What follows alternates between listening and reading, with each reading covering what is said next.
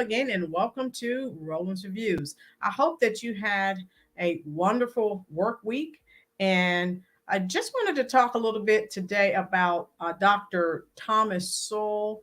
I have been watching his videos, listening to his audio books. Now, folks, it's about basic common sense, uh, you know, economics, basically.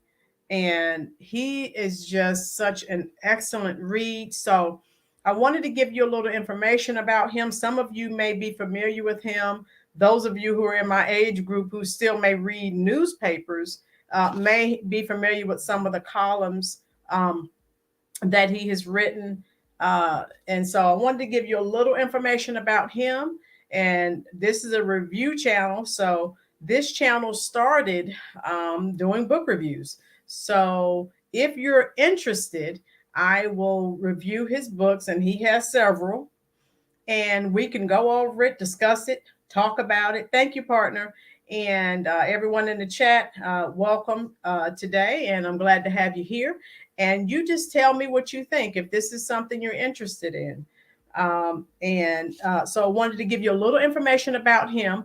First of all, if you're already familiar, how you doing, Lady Libra? If you're already familiar with Dr. Thomas Sowell, type it in the chat section, okay? So I want to give you a little information, and also I want to know what your interest level is so far as, how you doing, Jermaine? So far as me possibly reviewing some of his books. I've ordered some of his books from Amazon, and those of you who were here last week, I told you he has receipts. So it's economics, folks. And if someone has statistics to back up what they're saying, you can't do anything with the truth. All right. So Dr. Thomas Sowell, he is an American. How you doing, John? He is an American author, economist, social commentator. He's a senior fellow at the Hoover Institute at Stanford University. We know how prestigious that can be. He was born June 30th, 1930 in Gastonia, North Carolina. So all my fellow North Carolinians, did you know that? All right. And for those that don't know geographically, Gastonia is the closest largest city would be Charlotte. Okay. So they're really close. All right. And we know how large Charlotte is, one of the largest cities in North Carolina. And so he was born into a poor family. So he wasn't born with a silver spoon in his mouth, people. And his father died before he was born, and his mother had 4 other children. So economically, how you doing, Tina? Economically, she just couldn't afford to take care of all of her children. So he went to live with a great aunt. He was raised by his great aunt. And in some of his readings, I've read, he was used to, just watching them. And, they spent time with him. But every morning, everyone got up, left the house, everyone was going to work. And I didn't realize, just from not his reading, but just from talking to older people, how that imprints on younger people when they actually, how you doing, Antonio? When they actually see the adults in the household getting up, going to work. That sets the stage. That lets them know this is what you're supposed to do. And so he describes himself as a libertarian. Now, other pundits describe him as conservative. Okay, so I'm telling you that's how that goes. He takes strong issue with the notion that government is the helper or savior of minorities. And again, with all his research, I mean, I'm listening to his audiobooks. I'm reading the excerpts. Like I said, I've ordered his books. I've read, some of his columns in the newspapers. And folks, you don't have to agree with him, but what are you going to say when he has the receipts? In the words of the late great Whitney Houston, he has the receipts. All right. So he has authored over 45 books, and he just turned 93. He's still writing, folks. He's still writing. So that's amazing. So far as his education, he got his BS degree in economics at Harvard University. How you doing, Eric? In 1958, he graduated magna cum laude. So that's like the highest. In 1959, he got his master's degree at Columbia. 1968, he got his PhD from the University of Chicago. Now, those that don't know, okay, he started out as a Marxist, and then up under the tutelage of Milton Friedman. I think that that's when he started to change. And again, what I'm always preaching, where people need to do research, he started doing research on Marxism. How you doing, K. Will? And then he was like, no. He started researching countries where Marxism was in place, and it wasn't successful. And so then he did some changing. Again, research. He was drafted into the Army in the armed services 1951. He actually, the Marines was the branch that he was in. Of course, that's during the time of the Korean War. Okay, for those my fellow history buffs, okay, you know that. Again, he's written more than 45 books on economics, politics, education, race, and he debunks a lot of what we have been told or taught in school, not just high school, not just the public schools of America, but also in higher ed.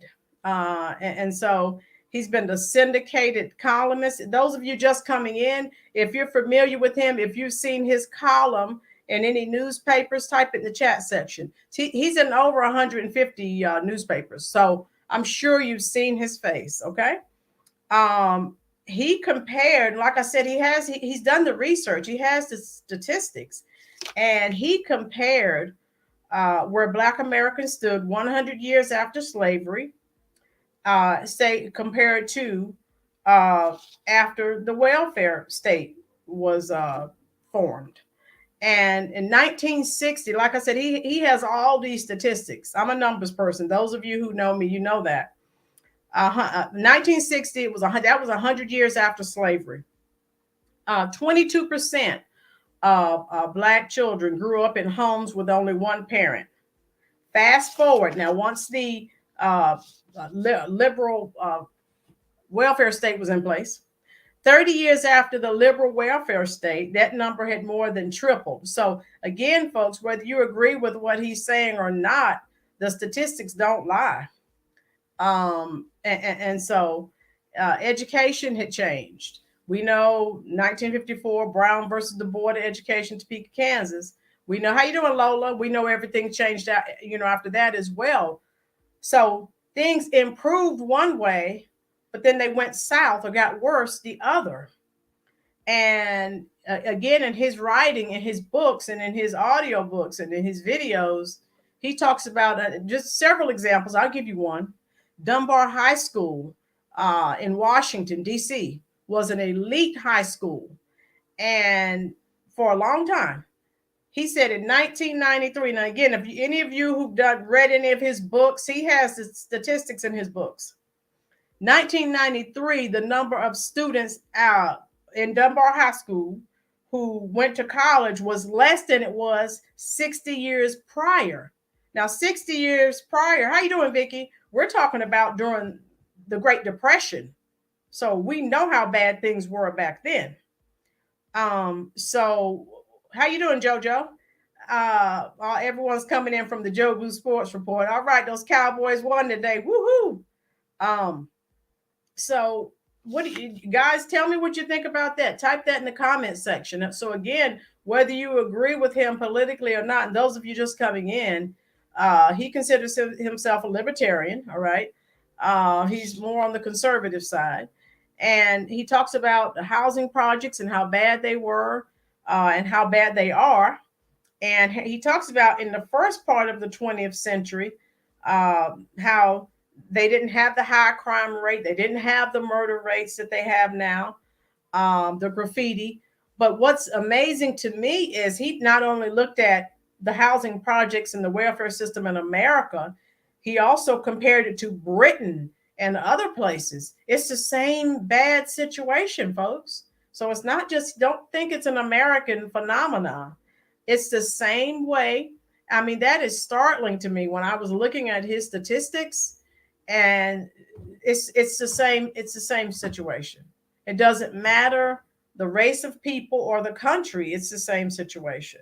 So those of you just coming in, if you would be interested in me actually reviewing one of his books, discussing these statistics in more detail, please type that in the comment section. I don't want to cover content that no one's interested in. So I like to come to you, see what you think. But those of you just coming into the comment section, I've already talked about. I just gave you a few snippets of some information that I've taken from his books. He's written, those of you just coming in, he's written over 45. His audio books are on YouTube. When I end this video, in the description box, you will see I have several links like I always do. And you can look at some of his quotes.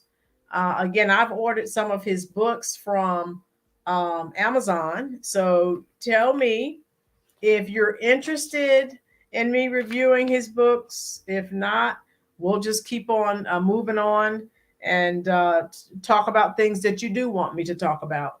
And tell me what you think about this statement that he made. He said, liberals have wreaked more havoc on Black Americans than the supposed legacy of slavery that they talk about frequently. So again, folks, we all need to put on our thinking caps. It doesn't matter who you vote for politically. We're just talking about facts. If you're looking at cold, hard statistics and facts, okay, you vote for who you want to. It's great to be an American, right? But when you start looking at numbers and statistics, the definition of insanity is you continue to do the same thing, expecting different results. So again, what I've been saying, I've been preaching forever. People need to start reading instead of playing on these cell phones. People, well, with my generation, and some of you are in my Generation X, you're like me. I'll read online, but I have a lot of books that I still have hardback books. And sometimes we need to put those electronics down and read and find out what's going on. All right. Hello, Rhonda. And so tell me what you think. Thank you so much. Yeah, Rhonda, you're in my generation. So do you guys want me to review? I've ordered some of his books from Amazon. If you're not sure, you can listen to some of just about all his books are on audiobook, and it's on YouTube. And again, you cannot argue with statistics. And he has the statistics, he has the receipts. And so it's just startling when you look at some of the numbers that he shares with you. And my thing is this: if something's not working, try something new. That's all I'm saying. The new thing may not work, but try something new. Why not? One of his quotes, and he has several. If you Google Dr. Thomas Sowell, he has several. And you can tell me what you think about this. If you have always believed that everyone should play by the same rules and be judged by the same standards, that would have, then you would have been labeled a radical 60 years ago, a liberal 30 years ago, and a racist today.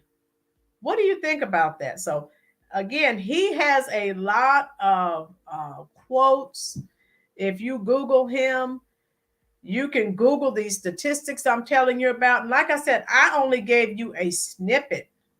And I just want people to put on their thinking caps and make better decisions as it comes to electing people, not just for the Oval Office, but people who are, when you're voting for your mayor, when you're voting for city council people, you need to make better decisions. I told you I'll probably do a video on what's going on with the sanctuary cities It is really sad that that's really blowing up.